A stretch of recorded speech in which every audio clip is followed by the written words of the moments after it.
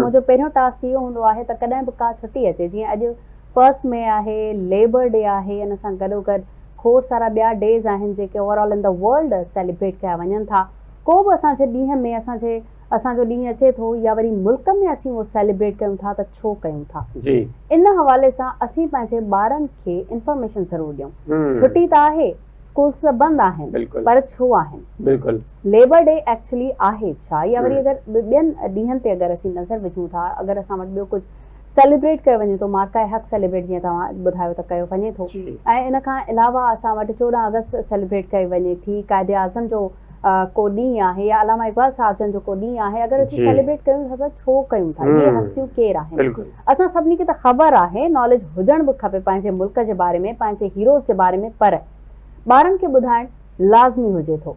ॿारनि खे ॿुधाइजे त मसूर डे कॾहिं शुरू थियो, छो शुरू थियो, इहा जदोजहद कीअं हली, ऐं इहे जेको 9 to 5 असीं कमु कयूं था, इहो कॾहिं असांजे लाइ इम्प्लीमेंट कयो वियो त हा हिकिड़ो मज़दूर 9 खां 5 बजे ताईं तव्हां कमु यानी कि 8 कलाक कमु करे सघो था। इन खां अलावा अगरि तव्हां कमु कंदा त ओवर टाइम में काउंट थींदो ऐं उनजी तव्हांखे सैलरी बि मिलंदी। मुबशिर खोड़ सारियूं ॻाल्हियूं आहिनि, पर इन ॾींहं खां अलावा बि असां वटि खोड़ सारा ॾींहं आहिनि। मां तव्हांखे ज़रूरु ॿुधाइणु चाहींदमि, अॼु नेशनल स्पेस डे सेलिब्रेट कयो वञे थो। ऐं नेशनल स्पेस डे छो सेलिब्रेट कयो वञे थो, अगरि गूगल कंदा असांजा ॿार त उन्हनि खे ख़बर पइजी वेंदी। गॾोगॾु स्कूल प्रिंसिपल डे सेलिब्रेट कयो वञे थो, पर स्कूल्स जी आहे छुट्टी।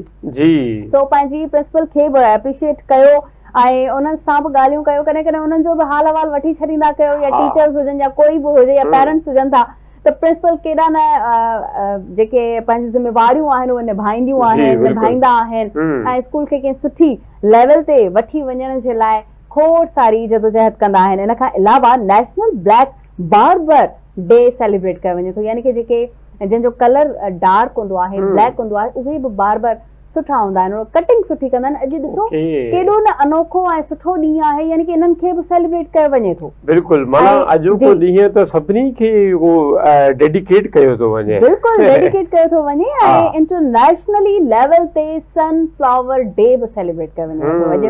ऐं इन खां अलावा ग्लोबल लव डे सेलिब्रेट कयो वञे थो, प्यार जो ॾींहुं सेलिब्रेट कयो वञे थो। कुझु ॾींहंनि में कुझु कंट्रीज़ में जेको लेबर डे आहे उनखे सेलिब्रेट नाहे कयो वेंदो, यानी कि अमेरिका ऐं कैनेडा कॾहिं बि 1 मई ते लेबर डे सेलिब्रेट नाहे कंदो। उन्हनि मार्च में पंहिंजो इहो ॾींहुं मखसूस कयो आहे, उन में सेलिब्रेट कंदा आहिनि। हालांकि अमेरिका ई पहिरियां इन खे रेकग्नाइज़ कयो ऐं अमेरिका ई इन ॻाल्हि खे मञियो त हा लेबर डे सेलिब्रेट करणु खपे। इन जे बारे में फॉर्म्स ठाहिया विया, इन जे बारे में कमेटीज़ ठाहियूं वियूं ऐं इन खे बाक़ाइदा एस्टेब्लिशमेंट क़बूल कयो त हा लेबर खे जेको 9 to 5 कमु आहे उहो करणु खपे। इन खां अलावा मां डेज़ तव्हांखे ॿुधायां पई, इंटरनेशनल वर्कर्स डे बि अॼु सेलिब्रेट कयो वेंदो। जीअं असीं वर्कर्स आहियूं, मुबशिर असीं वर्कर्स आहियूं, असीं कमु करे रहिया आहियूं ऐं छुट्टीअ वारे ॾींहुं बि कमु करे रहिया आहियूं। ऐं आख़िर में मां ॿुधाईंदमि त लॉ डे, कानून जो ॾींहुं बि अॼु 1 मई ते केतिरनि ई मुल्कनि में सेलिब्रेट कयो वञे थो।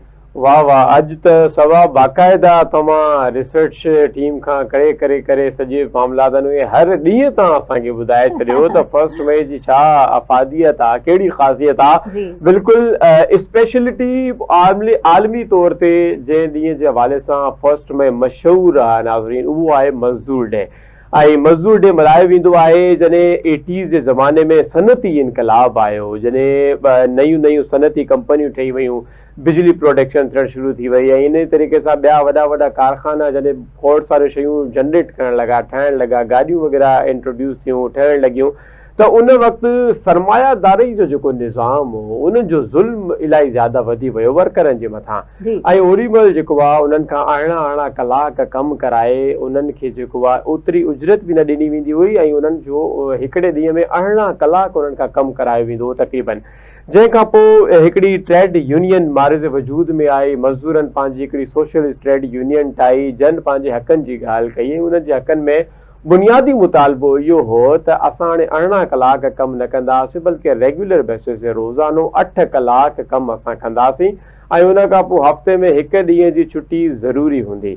उहा ई ॻाल्हि सभा जेका तव्हां सां कई ऐं पंहिंजे नाज़रीन सां त असांजा जेके ॿार ॾिसी रहिया आहिनि हे मालूमात उन्हनि जे लाइ बि आहे ताकी उन्हनि खे घर वेठे आवाज़ टीवी जी स्क्रीन ते इहा मालूमात मिली सघे त ओॾी महिल इन्हनि तमामु मज़दूरनि जेको आहे इहो बुनियादी मुतालबो कयो। ॾिसो हींअर असीं 8 कलाक जॉब कयूं था पिया, कंहिं बि कमु वर्क स्पेस में वेंदा आहियूं त उन खां पोइ असांखे वीकली हिकिड़ो ऑफ बि मिली वेंदो आहे 8 कलाक, लेकिन इहो ईअं ई कानून न ठही वियो आहे। इन जे पोयां खोड़ सारे मज़दूरनि पंहिंजो रतु वहायो आहे।